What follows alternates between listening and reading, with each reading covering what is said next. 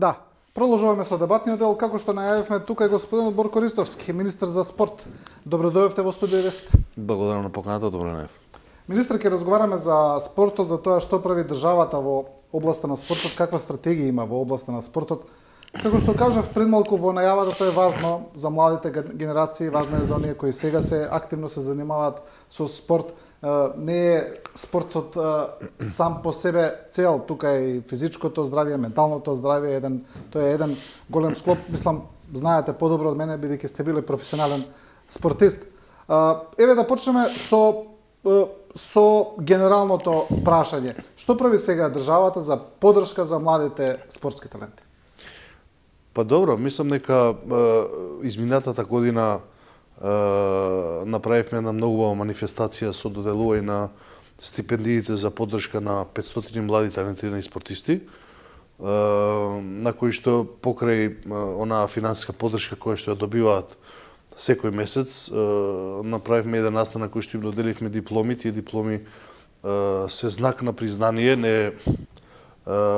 немаат некоја посебна цел, меѓутоа имаат за цел да дечињата или младите спортисти или талентите, како сакате, се осетат важни и осетат дека некој во државата гледа во нив и светлата се вперени во нив и се додека работат професионално, се дека се посветени и оддадени на спортот, секогаш државата ќе биде тука да ги цени и да ги вреднува нивните успеси или нивниот талент на крај на денот, така да во моментов е постапката за поддршка на 500 талентирани млади спортисти кои што државата ги стипендира на месечно ниво. Тоа е една сосема која ќе се стави на куп, сосема солидна бројка на средства, затоа што на вистина мислиме дека треба да се стимулира тој тип на таленти. Ако мене лично ме прашувате, мислам дека сумата која што тие деца добиваат или тие таленти е мала, треба да се зголеми, меѓутоа сме свесни дека во моментов буџетот е таков каков што е и мора да се приспособиме на тој буџет за да не се доведеме во ситуација да она што ќе го ветиме не можеме да го исполниме, меѓутоа сигурен сум дека веќе од следната година ќе направиме напори и ќе се обидеме да таа субвенција или тие поддршка на млади талентирани спортисти сумата е зголеми. Задоволни ли сте од буџетот на Министерството за спорт? Еве, особено ако направиме споредба со буџетот на поранешната агенција за спорт и млади, кога беше? Па добро, мислам дека буџетот е дупло зголемен.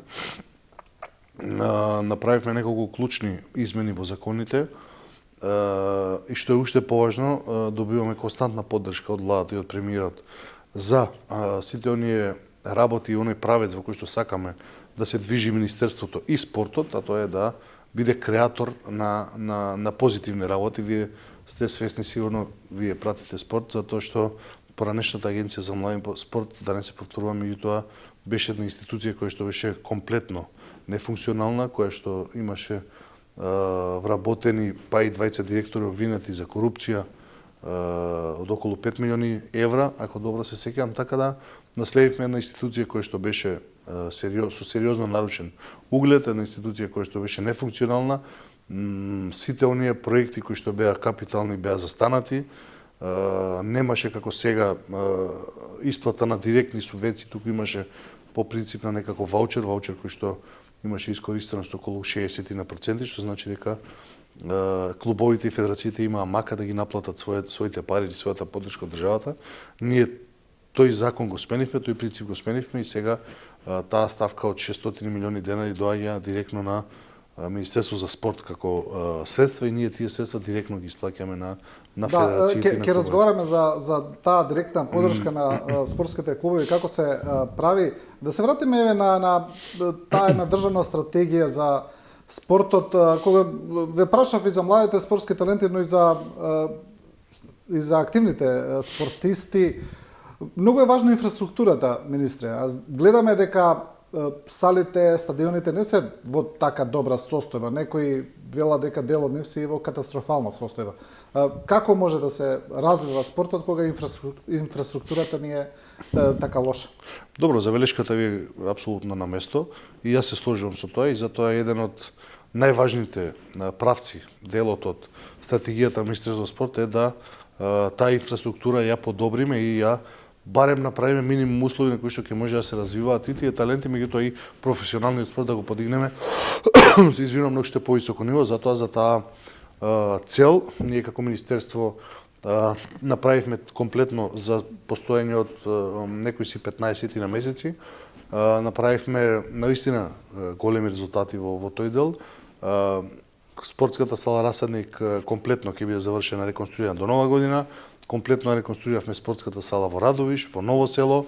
Отпочнавме изградба на нова спортска сала, тоа е во Војната академија, која што ќе има повеќе значење, ќе можат војните питомци да тренираат во таа сала, ќе можат училиштата бесплатно да ја користат и ќе можат сите оние спортски клубови да ја користат. Значи направивме еден добар план кај што ќе можат повеќе целни групи да имаат бенефит.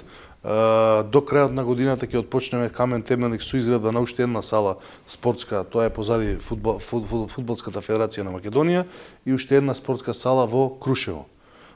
Така да мислам дека за 15 на месеци е сосема солиден резултат, сосема добар резултат да реконструирате три спортски сали, да почнете со изградба на нови 3. Да не ја заборавам многу важна спортска сала која што мислам дека до крајот на неделата завршува јавниот повик за комплетна реконструкција или санација, тоа е салата на УКИМ, нешто кое што беше оставено повеќе од 10 години со нерешен статус, со комплетно уништување на таа сала, така да ние до крајот на неделата ќе заврши јавниот повик и ќе отпочнеме со комплетна санација на таа сала, што ќе каже дека 4 сали се ќе бидат комплетно санирани и отпочнување на 3 нови спортски сали. Покрај тоа, ова го зборувам до делот и за училиштата, меѓутоа и за професионалниот спорт. Во делот на другата инфраструктура, тоа е сите оние базени кои што беа оставени, почнати и оставени од поранешната агенција за млади спорт. До крајот на годината сите 6 ќе успееме да ги завршиме и да ги предадеме на општините на нивно користени и стопанисување, што ќе каже дека дечињата ќе имаат нови 6 базени каде што ќе можат да практикуваат и да учат да пливаат, меѓутоа и професионалните клубови ќе имаат 6 базени плюс на територија на цела Македонија, каде што ќе можат да се развиваат уште подобро, затоа што пливањето не е навистина спорт кој што изминативе години не знаете веројатно, меѓутоа преку 20 години сметката на пливачката федерација е блокирана. Во фаза сме на одблокирање на таа сметка и за после 20 години да направиме да пливачкиот спорт или пливањето во Македонија повторно го вратиме онаму каде што заслужува, тоа е да биде меѓу првите спортови кои што ќе промовираат успеси. Така гледаме министре, го спомнавте пливањето, дека децата, оние кои вежбаат барем пливање, бидејќи нашите деца сме ги носеле еве во двата базени во Скопје, пливаат во студени базени со кров кој прокиснува во едни такви услови буквално. Точно е, во право сте, значи тоа е една работа наследена многу години. Олимпискиот базен е даден на концесија преку повеќе од 30 години на концесионер кој што не баш добро стопанисува со него, можеби стопанисува добро во делот на своите финансиски бенефити, меѓутоа во делот кај што треба да се запази јавниот интерес и кај што треба да се запазат дечињата и секој кој што сака да оди на пливање, тој дел е катастрофално менаџиран и ние ќе се позанимаваме со тој договор, да го разгледаме и да видиме која е можноста да тој договор се раскине, да тој базен се врати во владение, да го се реконструираме и да биде ставен на јавна употреба и да секој кој што ќе може, кој што ќе сака да рекреира или професионално занимава со пливање, да дојде и за некоја си символична сума да може да го направи тоа, некако до сега да се плаќаат баснословни суми за да може да се оди на базен и да напоменам, а се тоа изградено со државни пари, меѓутоа тоа треба малци и новинарите да се позанимаваат и со тој дел, да ги проверуваат тие договори, јавно да ги објавуваме сите оние луѓе, според мене, на моја сугестија, јавно се објавуваат сите оние луѓе кои што работат против државата и работат против јавниот интерес. Кога зборуваме еве за изградба или реконструкција или изградба на нови спортски објекти, има еден интересен момент, бидејќи постои едно обвинување и од дел од некои опозицијски партии, но и од гледаме на социјалните мрежи, дека кога ги правите тие планови, не ги правите рамномерно, значи регионално зборувам, па тука се дава и етничка конотација на тоа, дека правите ваму, не правите таму. Што би одговориле на тие да речеме напади или обвинувања? Па добро, тоа се апсолутно неточни обвинувања, затоа што сите што ме познаваат знаат дека апсолутно не постои за мене поделби по ниедна основа. Јас можам да ви кажам дека изминатиот период во изминатиот месец ние направивме преку 30 на мултифункционални игралишта и јас ќе кажам само дека направивме мултифункционални игралишта, ќе спомнам Радожда, во Дебар направивме мултифункционално игралиште, во Блаце направивме мултифункционално игралиште, така да во Куманово, ако сакате да одговорам и на етнички, во Куманово започнуваме реконструкција на замена на подлога на фудбалскиот стадион на Башкими, така да ја апсолутно тоа не го гледам така и обвинувањата се апсолутно. Има една мапа, еве мапата, ја најдовме. Ако гледате и во Тетово, и во Тетово имаме доста инвестиции, така да апсолутно базенот во Гостивар апсолутно немам. Ја видовме спортската сала Партизан во Чаир, таа помага ли Министерството? Да. Спортската сала Партизан во Чаир со претходниот градоначалник требаше да објави тендер за комплетна реконструкција и кога ќе ги потрошат тие средства, ние да се приклучиме во вториот дел со финансирањето, така да ние чекаме на општина Чаир, оној момент кога ќе завршат со првиот дел, ние настапуваме со поддршка во вториот дел.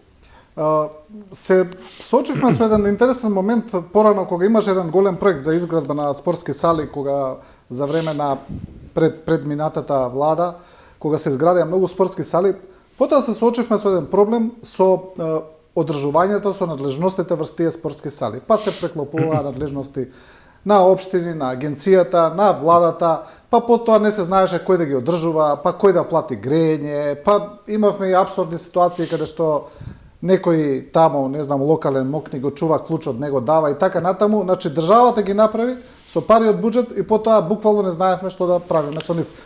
Дали може повторно да се соочиме со такви ситуации? Не, апсолутно не. Тоа е примерот кој што кажав со човекот кој што го стапанисува олимпискиот базен. Така да сите оние сали кои што треба да знаете и јавноста да знае дека има спортски објекти кои што се од локален карактер и од национален карактер. Сите оние кои што се од национален карактер, предимство на стопанисување има Министерството или федерација, одредена федерација. Меѓутоа, кога е од локален карактер, се предаваат тие, барем ние така правиме, кога ќе изградите една спортска сала, ќе ја предадете во владение на општината и општината е таа која што треба да се грижи и за стопанисување со таа сала, и за плаќање на сметките, меѓутоа и за давање на користите сите оние кои што сакаат да ја користат. Така да апсолутно тој ајде да кажам, тие историски начини како се давале салите и се раздавале на локални мокници, се дека сум јас министер и се онак што ние го почнуваме од нула и ќе го завршиме, нема да постои апсолутно.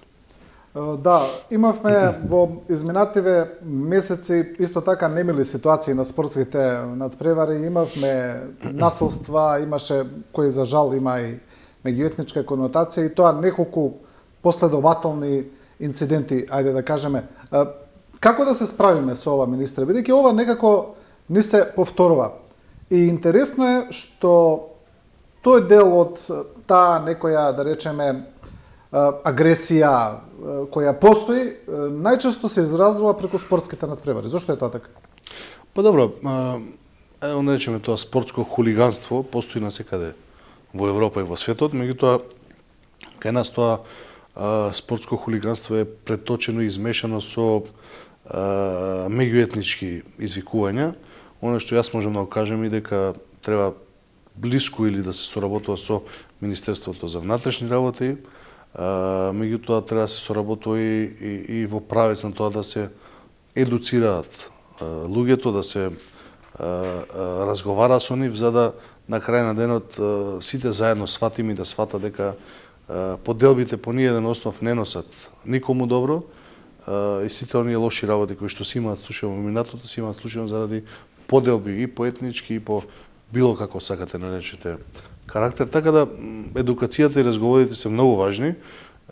Министерството за внатрешни работи тука има клучна улога, затоа што навистина со тие луѓе треба да се разговара и да се, иако ние имаме закони кои што се ригорозни и строги, меѓутоа според моje мислење не би сакал да се мешам во тук ресор на колега, меѓутоа мене ако ме прашате треба да бидат уште построги казните за да на крај на денот секој оној кој што ќе се обиде да направи инцидент по автоматизам да добие затворска казна без да има можност било како да се одбрани, затоа што на крај на денот сите ние сакаме да одиме на стадиони, да погледаме добар надпревар, да си ги земеме своите дечиња со нас и да бидеме спокојни и додека луѓето ако постојат такви луѓе кои што тоа не го дозволуваат, нормално дека и прават инциденти кои што се загрозувачки по животот на другите луѓе или скандираат етницизам, мислам дека треба да бидат отстранети од стадионите и на тој тип на спортски највачи, да речам, не има местото на спортските терени, било каде. Да, лошо е што потоа тие инциденти или тие пораки кои се испраќаат се пренесуваат на целото општество и создаваат една негативна атмосфера, но имаме и позитивни примери, министре. Дали може би тие треба да се искористат за градење на некаква кохезивна стратегија во таа област? Например, еве ќе дадам, кога играат за македонската репрезентација од сите етнички припадности, да речеме, играчи, подеднакво не имаме за нив. И ги извикуваат нивните имиња, тогаш на никого не му смета кој што е, нели, во тој момент. Тоа покажува многу еден интересен социолошки и општествен феномен, каде луѓето кога едноставно се врзуваат за нешто, тогаш не им значи ништо, ниту етничка примерност, ниту нешто друго. Може би тоа треба да се искористи како стратегија некако. Видите, тоа е еден социолошки момент на целото наше општество и ние треба како општество сите заедно, не само во делот на спортот. Спортот е само еден мал дел, меѓутоа треба сите ние заедно да работиме да социолошкиот момент го надвлади и да сите оние позитивни примери бидат не знам, на насловни страни по портали, да бидат гости често во телевизијата, да позитивните примери се тие кои што ќе ни го водат општеството, а не да не знам, идоли на младите да им бидат не знам, дилери или не знам, хип-хопери, некои кои што се тиктокери сега тиктокери, како и да се викаат, така да мислам дека како општество треба да созрееме доволно да секогаш позитивните примери бидат оние кои што ќе ги промовираме и во јавноста и да нашите деца се угледуваат на тие примери и да се водат по тие примери, така да мислам дека спортот има една голема одговорност во тој дел и како што кажавте, спортот знае да обединува и мислам дека оние луѓе кои што се одлучени да мрзат се и се што во спортот, па и во општеството, се многу мал број и мислам дека треба да ги оставаме и на стадионите си истите тие луѓе, многу помал бројот е на луѓе кои што скандираат поделби по било кој основ, отколку оние кои што се дојдени на вистина да уживаат во спортот, во тој надпревар и да живеат во една кохезија со по било кој основ во нашето општество. Така да тој тип или тие групи на луѓе треба ги ставиме на маргините и да успееме како општество да што е можно помалку им обрнуваме внимание. Да, добро. Ајде да се вратиме на она што пред малку го спомнавте вие кратко, тоа е како Министерството ги помага клубовите и федерациите, кои се критериумите. Знаеме дека владата ги изгласа новите ваучери, отприлика и порано и Агенцијата за млади спорт, кога беше исто така се издаваа некакви спортски ваучери. Во што е сега разликата во сегашниот начин на поддршка? Па кажав на почетокот, разликата е што претходната власт или агенцијата издаваше ваучери и со некаква си бројка на некаква си помош запишана на ливче и вие потоа треба да одите да барате компании кои што тој ваучер ќе ви го заменат за да ви дадат средства. Во голем дел од случаевите сите тие клубови и федерации беа оценувани од страна на одредени луѓе во стопанството за да, нели, доколку сакате да ви го сменам тој ваучер, ќе треба да ми вратите дел од парите, тоа е јавна тајна. Така да ние тој начин го променивме, не постојат веќе ваучери, сега постои директна субвенција, никој не мора да оди да моли никого, туку државата директно како ставка во буџетот на Министерството ги доделува тие средства и ние ги делиме на клубовите и на федерациите. Нормално дека критериумите, јас се трудам да критериумите секогаш бидат успехот и промоцијата на вистински вредности, да бидат критериуми по кои што ќе се доделуваат тие средства и јас сум горд за тоа што незадоволни секогаш ќе има во било која работа која што сакате да ја промените, тоа е нормално. И ја ги прифаќам и тие дел од негодување, меѓутоа сите треба да знаат дека субвенциите во спортот служат за помагање. Не можеме да се доведеме во ситуација да спортот биде 99% финансиран државно. Тоа можеби постоело во делот на комунизмот кој бил, меѓутоа во едно општество кое што ние сме, мислам дека треба да сите сме свесни дека спортот треба да биде помаган и субвенциониран, а не да биде комплетно финансиран од државата, бидејќи се губи смислата на постоењето ни на тие менаџери, председатели, не знам, раководни лица на клубовите и федерациите. Ако све е обезбедено од државата, тогаш која е поентата на постоењето на менаџери, спортски директори, председатели? Така да мора малци во тој дел да како општество и како народ се издигнеме за да сватиме дека не може секогаш се да чекаме од државата и не може секогаш за се да не биде крива државата. Има многу нешто кои што можеме да ги направиме и треба да ги направиме сами.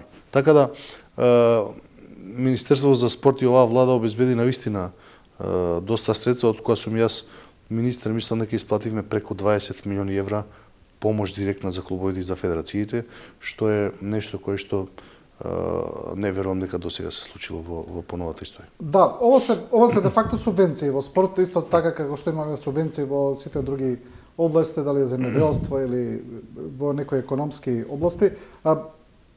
Дали го гледате фидбекот по тоа? Например, од тоа што даваме, што добиваме? Дали, не знам, дали го зголемуваме квалитетот, дали имаме подобри, поквалитетни клубови и така натаму. Мора да постојат нели некои критериуми таму.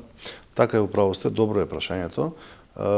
Мислам дека ова е само првиот чекор на едно филтрирање од страна на Министерството за тоа како треба да изгледат навистина субвенциите за година дена од сега. Може би сега прогледуваме низ некои работи низ прсти, затоа што е нов начин на финансирање, на субвенционирање, како сакате кажете го, и јас сум свесен дека во спортот резултати не може да стигнат одма, меѓутоа веќе од следната година и годината потоа ќе биде многу поразлично и, како што кажав, критериумите ќе бидат единственото мерило по кое што ќе се добива висината на субвенциите, а не знаете, во Македонија сите се навикнати да гледаат во тугиот двор. Мене ми дадовте толку помош, зашто му дадате на тој другиот толку? Така да мислам дека резултати немаме се уште, немаме резултати некои брилијантни во спортот, имаме неколку блесоци во индивидуални спортови, неколку блесоци во колективните спортови, и тоа е се што можам да го одвојам како нели некој успех. Најголем дел, ајде да кажам, прогледуваме низ прсти, е делот кај што треба да се задоволи јавниот интерес, а тоа е спортот да биде достапен за секој дете, за секој некој што сака да се бави за спорт. Меѓутоа, исто така сум свесен дека во спортот има многу корупција и дека треба да почнеме да ја чистиме таа корупција, и луѓето се навикнати да од тоа финансирање државно имаат свои лични бенефити, и мислам дека на тоа за многу брзо време ќе ставиме крај. Дека ќе искорениме комплетно корупцијата, не, затоа што не постои држава која што нема корупција на сите нивоа, меѓутоа дека треба тие средства да се трошат на правилни места, треба, и дека тие средства мора за секој добиена помош од државата или субвенција мора да се доставуваат сериозни извештаи, а не како до сега тоа да бидат празни листови со замислени патувања и луѓе кои што мислат дека така ќе функционира во иднина. Да, кога зборуваме за тие негативни појави во спортот, корупцијата, да, се разбира, таа е една од најнегативните, но имаме и еден друг момент кој е протекционизам. Особено кога зборуваме за најмладите, за почетоците во спортувањето. Сте биле вие дел од спортски клубови, знаете за што зборувам. Кога се влијае да напредуваат одредени деца на сметка на други врз база на некакви познанства, друг начин на протекции, што ти ја знам. И така доаѓаме до момент да не можат најдобрите да напредуваат и да се искажат и најчесто тие потоа се откажуваат. Гледаат како стојат да работите, како тој менталитет да го сменат?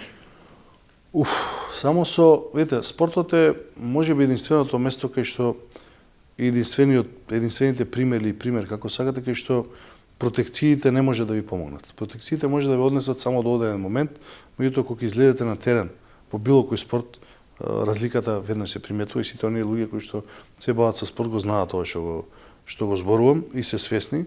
На тоа може да се излезе само со кажување на суровата реалност на сите оние родители кои што се явуваат. Имало случаи 3-4 родители кои што ми се познаници ми се имаат обратено за помош да нивните деца не знам, влезат во некоја репрезентација, меѓутоа јас апсолутно сум го одбил тоа и мислам дека тоа е единствениот начин на луѓето да им се застае на патот на тоа, затоа што видите кога се работи за наши деца, не бираме веројатно средства, меѓутоа јас бидејќи доаѓам од спортот, еве моето дете, мојот син, сите ме прашуваат дали тренира спорт, меѓутоа апсолутно не го носам на спорт се додека тој не одлучи. Мислам, никаде не пишува дека ако јас сум се бавил со спорт професионално и сум бил успешен со игра на Барселона, тоа апсолутно не значи дека и мојот син мора тоа да го направи. Не мора. Мора да оставиме работите да течат по својот природен тек и да научиме дека не се мора да биде по начин на кој што ние мислиме, едноставно постојат родители кои што, пак ќе повторам, јас сум им го кажал тоа на 4-5 пријатели, можам да ги наречам, дека такви работи, такви протекции воопшто не се ни осудувам да се јавам на било кого за било такво нешто, а за се друго што мисли дека можам да помогнам, дека стојам на располагање. И тоа е единствениот начин да само свеста сите ние разбудиме и да преку лични примери покажуваме дека таквите работи може да се менуваат. Да. Добро, немам уште многу време до крај, затоа е уште две блиц прашања. Едното е за главните проекти до крајот на годината. На што работите сега? Што очекувате да завршите? Па добро, работиме, како што кажав, направивме преку 30 на мултифункционални спортски центри кои што во минатото биле давани стопанисување на одредени мокници, за тие мокници да можат да ги реиздаваат и да прават финансиски бенефит од тоа. Јас кажав уште на почетокот на мојот мандат, такви работи нема да постојат и такви реиздавања нема да постојат. Сите они мултифункционални игралишта кои што ги прави Министерството за спорт ќе бидат апсолутно отворени за јавноста и секој еден оној кој што сака да рекреира детенце, апсолутно ќе биде отворено во било кој време да може да дојде и да спортува или да рекреира, како сакате, кажете го. Кажав, спомнав на почетокот, до крајот на годината ние како Министерство ќе почнеме изградба на 2 нови спортски сали во аеродром позади Фудбалската федерација на Македонија, во Крушево, тоа е еден сериозно вака налик, можеби не делува нешто импозантно, меѓутоа во Крушево јас направивме некои истражување, сите оние федерации што ги носат репрезентациите и клубовите, не сите, за подготовки на своите тимови, федерации и репрезентации трошат преку 1 милион евра годишно надвор од нашата држава. Сега ние кога ќе направиме една спортска сала идеална во Крушево, во близина на спортски хотел Планина, блиску во Македонија на сите, мислам дека тие средства ќе прерасне Крушево во еден спортски регионален центар за подготовки не само на македонски екипи и репрезентации, туку и на регионалните држави, затоа што навистина нема такви примери во нашето окружување, така да ќе почнеме 2 спортски сали до крајот на годината Камен темелник и почнуваме со реконструкција на салата на УКИМ, која што е многу важна затоа што околу 4000 студенти ќе може да се бават со спорт и да ги обавуваат своите часови по физичко, да ги наречам така, на сите оние факултети кои што се во салата, во кампусот на УКИМ. Да, и министра за крај, премиерот најави реконструкција на владата. Имате ли некакви најави од него? Сте разговарале за ова прашање во поглед на вашиот сектор? Не сум разговарал на ова прашање, јас сум апсолутно мирен во тој поглед. Јас сум, кога се нафатив да влезам на оваа функција, мојата единствена цел е да можем да допринесам во спортот и се останато што не е во рамки на мојата мок на делување, оставам на одлуките и верувам во одлуките и во исправноста на одлуките на премиерот. Ви благодарам за ова гостување. Благодарам за поканата. Ова е првиот дел, почитувани. Сега одиме се на куса пауза, потоа продолжуваме со Дарко Симуновски, инвестициски експерт. Останете со нас.